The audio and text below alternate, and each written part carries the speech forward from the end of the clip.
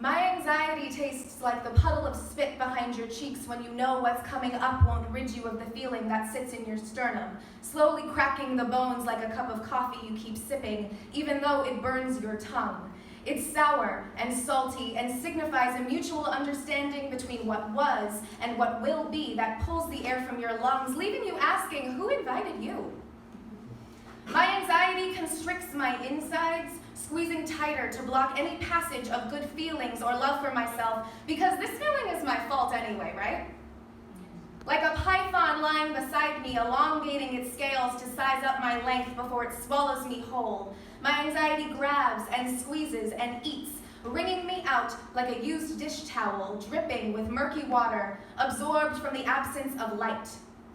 My anxiety is a blood-red apple lodged in my throat, preventing me from speaking, from naming, from explaining what this feeling is, why I feel this way in the first place.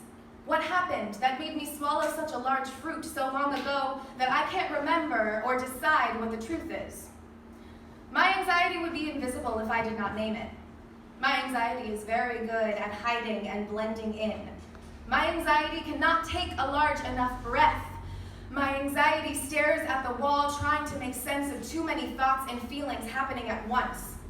My anxiety makes people leave without them recognizing why they're leaving. My anxiety is a skilled assassin throwing knives in relationships and piercing fleshy comfort until it scars over, bumpy and calloused. My anxiety doesn't trust anyone, not even my own voice. So clear and sensical most times. My anxiety is that toxic person you can't seem to get rid of, who perpetually stirs your pot black, and who, if I met in real life, I would never be friends with.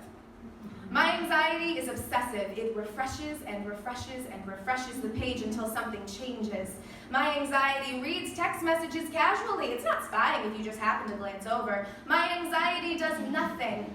It is easier to hide, but it doesn't make it better. My anxiety second guesses everything. You're bored.